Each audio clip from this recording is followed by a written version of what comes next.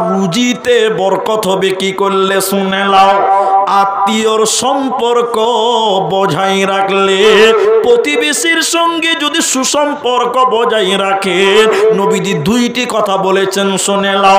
তোমাদের ভিতরে কেউ যদি তার আয়ুকে লম্বা করতে চায়, কেউ যদি তাদের নিজের হায়াতকে বাড়াতে চায়, সে যেন এই প্রতিবেশীর সঙ্গে ভালো ব্যবহার করে। শুধু তাই নয়, নবীজি বললেন কেউ যদি রুজি বাড়াতে চায়, রিজিকে বরকত আনতে চায়, সে যেন প্রতিবেশীর সঙ্গে ভালো আচরণ করে।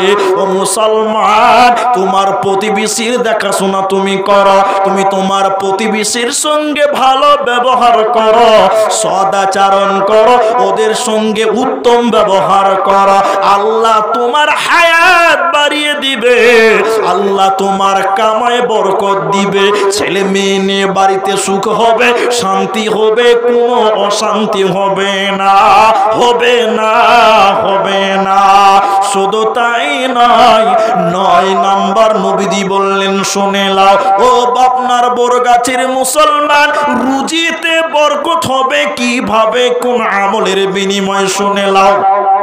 নবী বলছেন তোমাদের অভাবীদের কারণে, বিপদগ্রস্তদের কারণে আল্লাহ তোমাদের বিপদ দূর করে দেয়। তোমাদের অভাবীদের কারণে, দুস্থ গরিবদের কারণে তোমাদের অভাব আল্লাহ দূর করে দেয়, আর তাদের কারণে আল্লাহ তোমাদের রুজিতে বরকত দেয়। কেন কেন?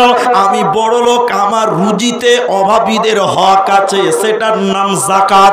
আমি ধনী মানুষ, আমার রুজিতে গরিবের হক আছে, সেটা হলো যাকাত। আমার 30 বিঘা ধান আছে, আমার ফসলের ধানে ও গরিবের হক আছে, সেটা হলো উসর। অতএব শুনে নাও, আল্লাহর নবী বলছেন ওই অভাবীদের কারণে আল্লাহ তোমাদের বিপদকে দূর করে দেয়, আর আল্লাহ তোমাদের রিজিকে বরকত দেয়। উসর বার করেন না, মাদ্রাসাওয়ালাকে উসর দেন না, গরিবকে যাকাত দেন না, আল্লাহ আপনাকে বিপদে ফেলবে। এখন বলুন, পৃথিবীতে শান্তি আছে? বলুন আছে? কোথাও শান্তি খুঁজে পাওয়া, হ্যাঁ বলুন পাচ্ছেন? কোথায় শান্তি আছে? হে, কোনো জায়গায় শান্তি খুঁজে পাওয়া যায় না। কেন? আমরা রসুলের এই ফর্মুলা, রসুলের এই পদ্ধতিগুলো আমরা মানতে পারিনি। এই না মানার কারণে আমাদের পরিবারের সুখ নেই, আমাদের সমাজের সুখ নেই, আমাদের দুনিয়াতে কোনো শান্তি নেই। এই জন্য দুনিয়াতে সুখ শান্তি নিতে গেলে রসুলের এই পদ্ধতিগুলো আপনাকে আমাকে অবলম্বন করতে হবে, মেনে নিতে হবে। মানবেন না তো কি করে হবে বলুন? 10 নম্বরটা শুনে যারা মনে মনে করছেন যে আর কি বলবে, 10 নম্বরটা একবার শুনেলেন তাহলে একটু মজা পাবেন। কি আছে? আল্লাহর শুকরিয়া আদায় করবেন সব সময়। কি করবেন? একবার সকলে মহাব্বতের সঙ্গে বলুন আলহামদুলিল্লাহ। সুখে দুঃখে চড়াই উতরাই প্রশংসা করব কার? আল্লাহর।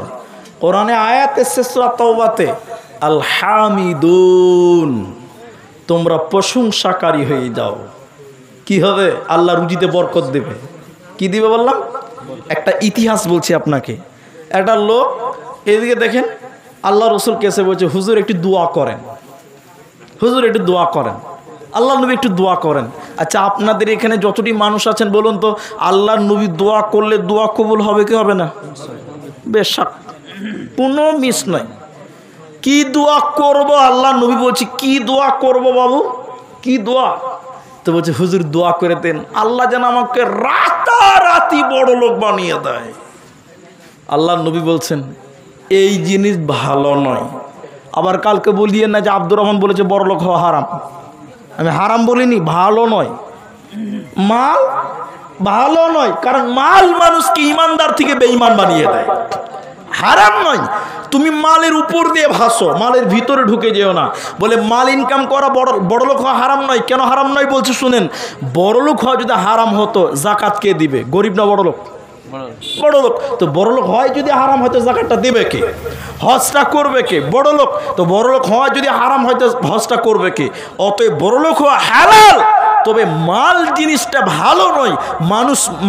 মাল মানুষকে অমানুষ করে দেয়, সম্পদ মানুষকে বেঈমান করে দেয়। লোকটা বলছেন, আল্লাহ নবী আপনি আমার জন্য এইটাই দোয়া করেন। এবার দেখেন বারবার চাপাচাপি করছে, আল্লাহ নবী দোয়া করে দিলেন, আল্লাহ তুমি তাকে বড় লোক বানাও, পয়সাওয়ালা বানাও, কোটিপতি বানাও, কোটিপতি বানিয়ে দাও, মালদার বানিয়ে দাও, ধনবান বানিয়ে দাও। একবার মহাব্বতের সঙ্গে বলুন, নবীজির দোয়া কবুল হবে কি হবে না? একদম হয়ে গেছে। লোকটা মেলায় পয়সাওয়ালা, লোকটাকে মসজিদে ঠিকঠাক দেখতে পাওয়া যায় না। এই দেখতো রে, ফজরের সময় মসজিদে আসছে রে, দেখছেন নাই? ভদ্রলোক ফজরের সময় নাই, জোহরের সময় নাই, শর্টে বলছি আপনাকে, আসরে নাই, মসজিদে নাই। জাকাত দিচ্ছে রে, বড় লোক তো মেলাই হয়েছে, হুজুর জাকাতও দিচ্ছে না। দুটো সাহাবিকে পাঠিয়েছে, যাও তো জাকাত নিয়ে এসো তো। রসুলের যুগে জাকাত আনতে যেতে হতো না, মানুষেরা নিজের জাকাত মাথায় করে দিয়ে যেত। আর এখনকার মুসলমান, এই মাদ্রাসাওয়ালারা আপনাদের গ্রামে গ্রামে জাকাত নিয়ে আসছে, তখন আপনি বলছেন মুনি সাহেব এখন হিসাব করা হয়নি, বলে কি বলে না? পাক্কা চিটিংবাজিগুলো। আবার 5 দিন পরে যদি আসে, মুনি সাহেব কোন ঢেকেছিল তোমরা, সব শেষ হয়ে গেছে। এরকম কিছু চালু মাল আছে না? হ্যাঁ না বলো। আর রসুলের জামানায় সাহাবায়ে কেরাম নিজের জাকাত বের করে মাথায় করে মসজিদে নববীতে দিয়েছে, বলুন সুবহানাল্লাহ। তো লোকটা জাকাতই দেয় না, নামাজও পড়ে না, মসজিদ আসে না। আল্লাহ রসুল বাধ্য হয়ে দুটি লোককে পাঠিয়েছে, যাও তো দেখি জাকাত নিয়ে এসো। এই দুটো লোক দিয়ে বলছে, ভাই রসুল্লাহ পাঠিয়েছে জাকাতের জন্য, তুমি তো জাকাত দাও না। কে পাঠিয়েছে? লোকটা বলছে, কে পাঠিয়েছে? বলে মুহাম্মদ সাল্লাল্লাহু আলাইহি ওয়াসাল্লাম। ওকে বলে দেখা, খুব কষ্টের সম্পদ, ওর বাবার সম্পদ লয়, চাইলেই পাওয়া যায় না। এই যেবার আপনারা বলুন, ছিল কোথায়? মিলান, ছিল কোথা, এলো কোথা, যাবে কোথা? ছিল কোথায়, এলো কোথায়, যাবে কোথায়? নবীজির সঙ্গে ছিল, কোথা থেকে আজকে নাফরমান হয়ে গেল, এরপরে সে কোথা যাবে না তো জাহান্নাম। বন্ধুরে আমার, ইসলাম বলছে জি না। যখন আল্লাহ তোমাকে মালদার বানিয়েছে, আল্লাহ তোমাকে টাকা দিয়েছে, সম্মান দিয়েছে, তুমি বেশি বেশি করে আল্লাহর শুকরিয়া আদায় করো, আল্লাহর প্রশংসা করো, তাহলে আল্লাহ তোমার রিজিকে আরো বরকত দিবে। এজন্য শয়নে স্বপনে জাগরণে আল্লাহর প্রশংসা করবে। মুসলমান না শুকরি করতে পারে না। একটা লোক এরকম রাস্তাতে হাঁটছে, উর্দুতে পড়েছিলাম, এটা হাদিস লয়, আবার কালকে জিজ্ঞাসা করিয়েন না, তাহলে গন্ডগোল হবে। একটা লোক এরকম রাস্তাতে হাঁটছে, ওই লোকটার স্যান্ডেল নাই। বলুন কি নাই? গরিব মানুষ। তার মানে কি মানুষ? গরিব মানুষ। লোকটা কাঁদছে, কি বলছে জানেন?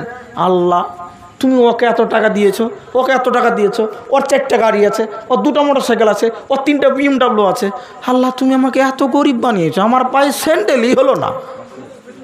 এরকম কিছু উদাসীন মার্কা লোক কিছু আছে না? নাই? হ্যাঁ না বলুন। আল্লাহকে গালি দেয়, আছে না? নাই? একটু বলুন না বাবা।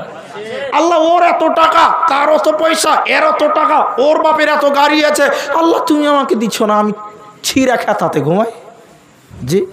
লোকটা কাঁদতে কাঁদতে বলছে, আল্লাহ দুনিয়াতে কত ধনী মানুষ তুমি দেখেছো, আমি দেখতে পেয়েছি, কিন্তু তুমি আমাকে এত গরিব বানিয়েছ, আমার পায়ে স্যান্ডেল নাই, আমাকে স্যান্ডেল কেনার অর্থ তুমি দাওনি। লোকটা রাস্তাতে যেতে যেতে সামনে তাকিয়ে দেখতে পেল একটা লোক গড়তে গড়তে গড়তে গড়তে আগাচ্ছে, মানে ওই লোকের 2খানা পা নাই। এই লোকটা সঙ্গে সঙ্গে রাস্তাতে সাজদা দিলেন আল্লাহকে, রাস্তাতে সাজদা দিয়ে বলছে, আল্লাহ আমি ভুল করেছি, আল্লাহ গুনাহ করেছি, তুমি আমাকে স্যান্ডেল দাওনি তো কি হয়েছে? আল্লাহ তুমি তো ওই লোককে 2টা পা দাওনি, আল্লাহ তুমি তো আমাকে পা দিয়েছ, আল্লাহ তোমার হাজার শুকরিয়া। অতএব মুসলমান, তুমি গরিব, তুমি আল্লাহর প্রশংসা করো, বড় লোক দেখে তুমি আফসোস করিও না। এজন্য শয়নে স্বপনে তুমি যদি আল্লাহর শুকরিয়া আদায় করো, আল্লাহ তোমার নিয়ামতের ভান্ডারকে বৃদ্ধি করবে, আল্লাহ তোমার রুজিতে বরকত দান করবে, কোনো চিন্তা রবে না, রবে না, রবে না। মুসলমান লজ্জা নাই রে তোর, রাস্তাঘাটে যে থাই সে থাই তুই যে বড় চোর। মুসলমান, মুসলমান তুই যে বড় বেঈমান, রাস্তাঘাটে যে তাই সে তাই তুই যে অপমান। মুসলমান তুই যে অপমান। মুসলমান অতএব মুসলমান তুমি সদা সর্বদা আল্লাহর শুকরিয়া আদায় করো, আল্লাহ তোমার নিয়ামত বৃদ্ধি করে দিবে, রুজিতে বরকত দিবে, সংসারে অশান্তি হবে না, হবে না। আর একটা জিনিস বলছি, তাহলে এটি স্পষ্ট করে আপনাকে বুঝাতে পারো। রেল লাইন দেখেছেন আপনারা? ডালখোলা স্টেশন আছে, দেখবেন অনেক রেল লাইন অচল, মানে যেগুলো তো ট্রেন চলে না, দেখেছেন না? আহারে দেখেন নাই কেউ? দেখেছেন? বাস শুনুন তো, এক ফকির, ফকির এদিকে দেখেন, এগুলো উপন্যাস। ডালখোলা স্টেশনে ভিক্ষা করছে, দেবাব দেবাব দেবাব, গরিব মানুষ সারাদিন ভিক্ষা করে রেল লাইনে শুয়ে আছে। রেল লাইনে, রেল লাইন বলতে যেটাতে ট্রেন চলে না, অচল। এবার রেল লাইনে মাথা দিয়ে ফকির আল্লাহকে গালি দিচ্ছে। নাউজুবিল্লাহ বলুন। এতটি লোক যদি নাউজুবিল্লাহ বলেন কত সুন্দর লাগবে না? জি, আল্লাহকে গালি দিচ্ছে বলে ফকিরটা কি বলছে জানেন? আল্লাহ আমি কি অন্যায় করেছিলাম, তুমি আমাকে একটা তিরপালের ঘর দাওনি আল্লাহ? ওই ডালখোলা 3 তলা বিল্ডিং এ যারা শুয়ে আছে আল্লাহ, ওরা তোমার কি ভালো কাজ করেছিল? তুমি ওদেরকে 3 তলা বিল্ডিং এ রেখেছো, আমাকে ছিঁড়া খেতাও দাওনি তুমি, রেল লাইনে শুয়ে আছে। এই বলে বেচারা কাঁদছে, কাঁদতে কাঁদতে ঘুমিয়ে গেছে রেল লাইনে, বুঝলেন কি না? রাত 1:30 বাজে, তখন এমন ভূমিকম্প শুরু হয়ে গেছে, মাটি থর থর থর করে কাঁপছে। ফকির তখন রেল লাইনে হার হার করে উঠে গেছে। ট্রেন চলে নাকি রে বাবা? অচল লাইনে আবার ট্রেন চলে নাকি রে বাবা? তাড়াতাড়ি ঘুম থেকে উঠে দেখছে কোনো ট্রেন ফ্যান নয়, ভূমিকম্প। আর ভূমিকম্প হচ্ছে তো এমন ভূমিকম্প হচ্ছে, 3 তলা 4 তলা বিল্ডিং গুলো খালি ভুজ ভুজ করে মাটির তলে ঢুকছে। ভূমিকম্পতে ঢুকে কে ঢুকে না? ঢুকে। যখন বিল্ডিং গুলো মাটির তলে ঢুকছে, ফকির সঙ্গে সঙ্গে রেল লাইনে আল্লাহকে সাজদা দিয়ে বলছে সুবহানাল্লাহ। রেল লাইনে ফকির আল্লাহকে সাজদা দিয়ে বলতে লাগলো, আল্লাহ তুমি আমাকে রেল লাইনে রেখেছো, তোমার হাজার শুকরিয়া। আজকে যদি আমি 3 তলা বিল্ডিং এ থাকতাম, বিনা জানাজা বিনা গোসলে দাফন হয়ে যেত, আমার লাশও কেউ পেত না। অতএব মুসলমান 5 তলায় থাকো চাই 5 তলায় থাকো, যেখানেই থাকো না কেন, শয়নে স্বপনে জাগরণে সর্ব অবস্থায় প্রশংসা করবে একজনের, তিনার নাম আল্লাহ। তাই সকলে একবার মুহাব্বতের সঙ্গে বলুন আলহামদুলিল্লাহ। প্রশংসা করবো কার? আল্লাহর। গরিব তুমি বেশি বেশি প্রশংসা করো, আল্লাহ আপনাকে বড় লোক বানিয়ে দিবে। আর হিংসা করলে বড় লোক হওয়া যাবে? কোনোদিন হওয়া যাবে না। তাহলে 10টা হয়ে গেল। বন্ধুরে আমার আরেকবার আলহামদুলিল্লাহ বলুন তো ভাই। দেখছেন আল্লাহ বৃষ্টি থামিয়ে রেখে দিয়েছেন। ভরসা করতে হবে কার উপরে? আল্লাহর উপরে। আল্লাহ আরেকটু টাইম আমরা ধৈর্য ধরেছি তোমার ভরসা করে, আরেকটু টাইম থাকলে আমাদের বক্তব্যটি ইনশাআল্লাহ সমাপনের দিকে নিয়ে যেতে পারবো।